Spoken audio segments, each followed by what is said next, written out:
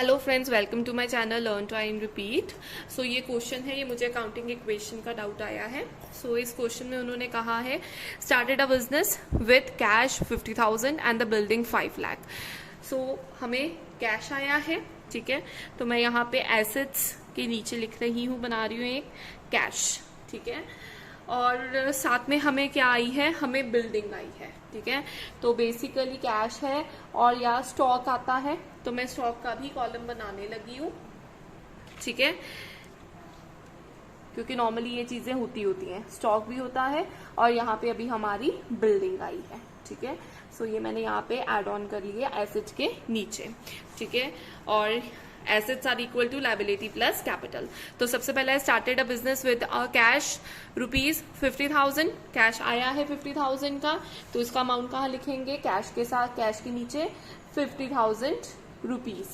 और उसने कहा बिल्डिंग आई है 5 लाख की, तो बिल्डिंग के नीचे भी हम लिख देंगे 5 लाख, ठीक है। और अभी इसका कुछ नहीं है, तो यहां मैं अभी 0 लिख रही हूं।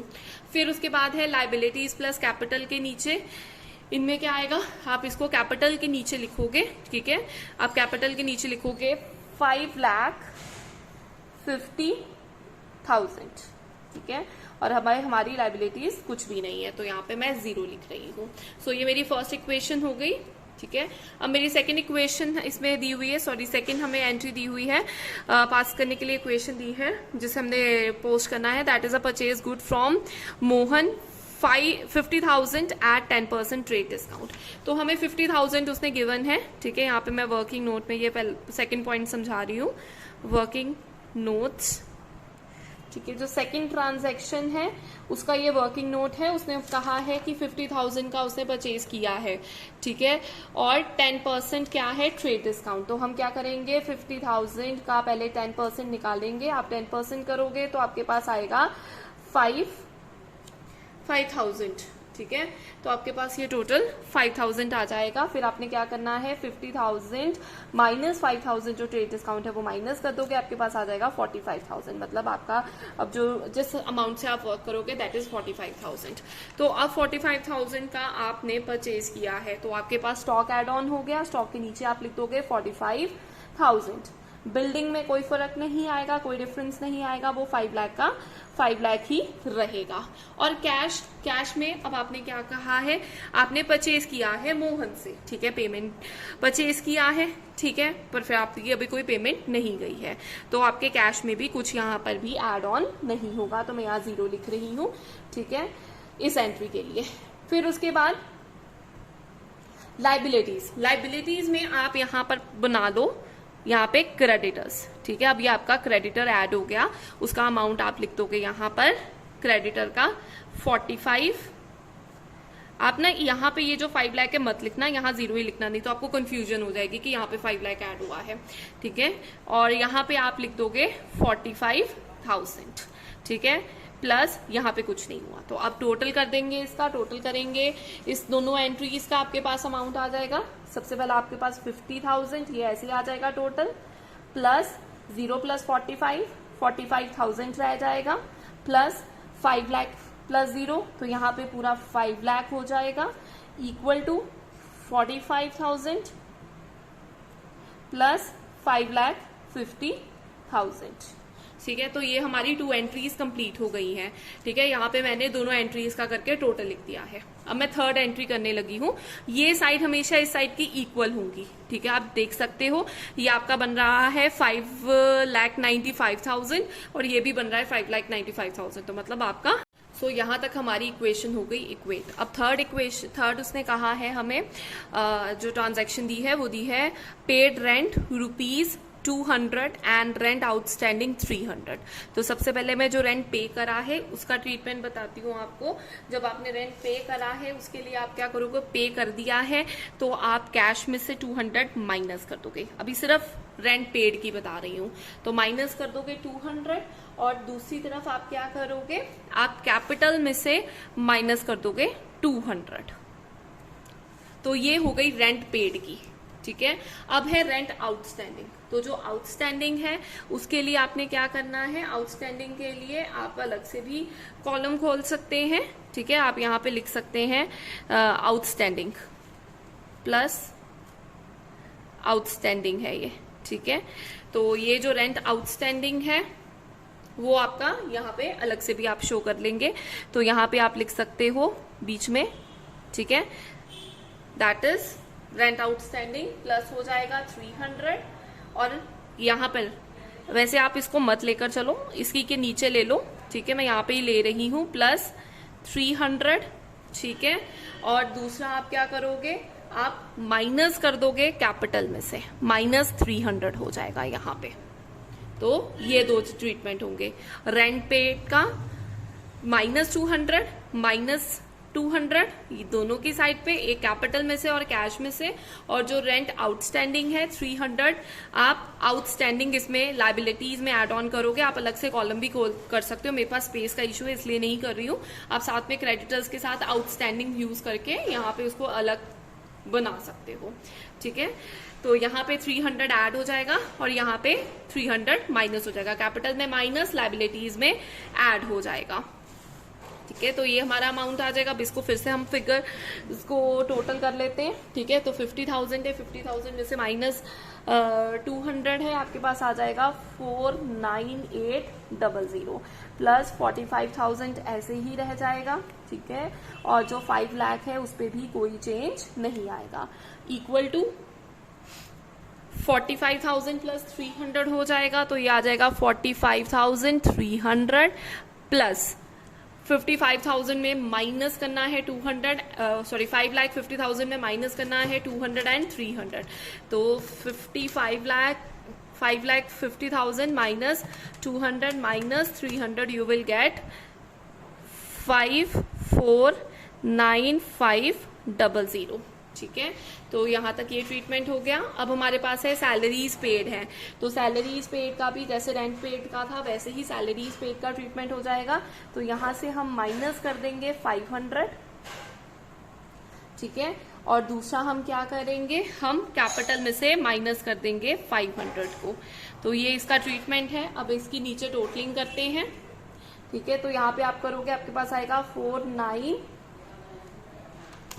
49,800 minus 500, you will get 49300 plus 45,000 plus 5 lakh equal to 45,300 will remain the same plus ये 500 माइनस हो जाएगा, ये आ जाएगा 5,49,000, ठीक है। उसके बाद है इंटरेस्ट रिसीव है, इंटरेस्ट हमने रिसीव किया है। तो इंटरेस्ट रिसीव किया है तो उसका क्या ट्रीटमेंट होगा, सबसे पहले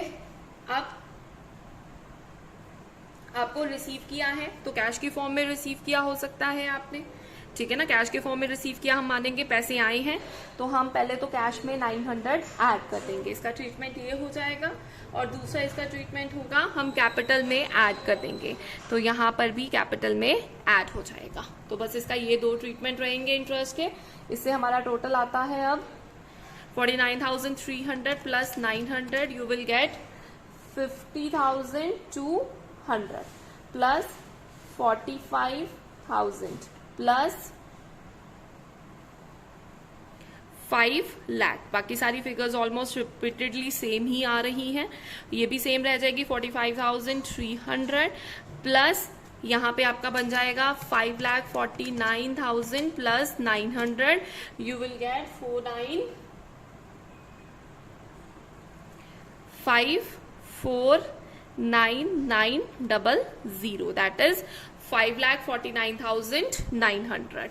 तो यहां तक ये आ गया। अब आपका क्या है, दैट इज सैलरी आउटस्टैंडिंग। फिर से सैलरीज आ गई जो कि आउटस्टैंडिंग है। तो आउटस्टैंडिंग का ट्रीटमेंट जैसे अभी ऊपर किया है वैसे ही हम करेंगे, हम इधर ऐड करेंगे लाइबिलिटीज में और कैपिटल में से माइनस कर देंगे। तो यहाँ पे 300 ऐड हो जाएगा और यहाँ पे 300 माइनस हो जाएगा। तो यहाँ पे भी मैं इन सबका टोटल नेक्स्ट पेज पे करूंगी, ये फिगर्स में कोई चेंज नहीं है। तो यहाँ पे मैं उतार रही हूँ उन फिगर्स को, 50,200 45,000 प्लस 45,000 5 लाख इक्वल टू यहाँ पे आपका 45,300 प्लस 300 तो 45,600 आ जाएगा। 45,600 प्लस 5,49,900 माइनस 300 तो आपके पास बचेगा 549,600। तो ये आपकी सारी फिगर्स आ गई हैं। लास्ट वाली बैलेंसिंग कर ली आपने इसकी। अब सोल्ड गुड 20,000 एट 20% प्रॉफिट। तो इसमें 7th वाले में मैं ये इसकी कॉस्ट गिवन है हमें 20,000 की और उसने कहा 20% प्रॉफिट पे उसको बेचना है। Sold goods 20,000 at 20% profit. तो इसको मैं कॉस्ट अज्यूम कर रही हूं अभी कि this is given, costing given, ठीक है। तो ये कॉस्ट है अगर 20,000 की, तो 20,000 के ऊपर आप लगा दोगे 20%, ठीक है। तो आपके पास आ जाएगा 4,000। तो 20,000 की कॉस्ट है प्लस 4,000 उसका प्रॉफिट है, तो मतलब आपने 24,000 का सेल किया है, ठीक है। अब इसका 24,000 का सेल करा है तो उसका आगे ट्रीटमेंट कैसे करेंगे? अगर 24,000 का सेल किया है तो कैश में तुम्हारे पास तो 24,000 इधर आ जाएगा, ठीक है। और ये हमने सोल्ड किए हैं गुड्स को, ठीक है। तो 24,000 हमारे पास पैसे आ गए हैं, ठीक है। स्टॉक में से माइनस होंगे 20,000 क्योंकि उसकी कॉस्ट 20,000 थी, तो स्टॉक में से मैंने माइनस कर दिया 20,000। कैश में प्लस कर रही हूँ, इधर माइनस कर रही हूँ। और जो 4,000 का डिफरेंस है, ये 4,000 का डिफरेंस हम कैपिटल में ऐड कर देते हैं, ठीक है। तो अब इन सबको फिर से बैलेंस कर लो, फिर से इनकी इक्वेशन कर लेते हैं। तो 50,200 प्लस 24,000 आ जाएगा आपके पास, ठीक है। तो ये टोटल आपके पास आता है 74200, ठीक है। और ये आपके पास आ जाएगा प्लस 25,000 और ये 5 लाख का 5 लाख ऐसे ही अमाउंट चलेगा। और यहाँ पे भी कोई चेंज नहीं है तो 45,600 ऐसे ही रहेगा। और यहाँ पर ऐड करना है आपने, तो ये आपके पास आएगा 0, 0, 6, 9, 10, 11, 12, 13, 3, 1, 5 and this will be your 4549600 plus 4,000। सो ये आपके पास आ जाएगा 535। तो ये आपका टोटल इसका आ जाएगा। सो यहाँ पर ये एंट्री फिनिश हो गई 7th। अब हमारी 8th एंड लास्ट एंट्री है, उसमें कहा कि मोहन ने फुल सेटलमेंट में 43,000 उसने पैसे दे दिए हैं। तो 43,000 उसने दे दिए हैं तो हमें मिल गए हैं, तो हम यहाँ पे प्लस कर देंगे पे टू मोहन, सॉरी हमने पे किए हैं मोहन को, तो यहाँ पे हम माइनस करेंगे। मोहन को हमने पे करे हैं 43,000, फुल सेटलमेंट करी है। किसकी फुल सेटलमेंट करी है? 45 क्रेडिटर्स में से आप माइनस कर दोगे कि जो 45,000 उसको हमने पे करने थे उसकी जगह हमने 43 पे करके फुल सेटलमेंट कर दी है। और जो रिमेनिंग अमाउंट है वो हम कैपिटल में एज हमें एडवांटेज जो हुआ है, प्रॉफिट हुआ है, वो यहाँ पर ऐड हो जाएगा, ठीक है। तो एट लास्ट अब मैं इन सबको फिर से इक्वेट कर रही हूँ।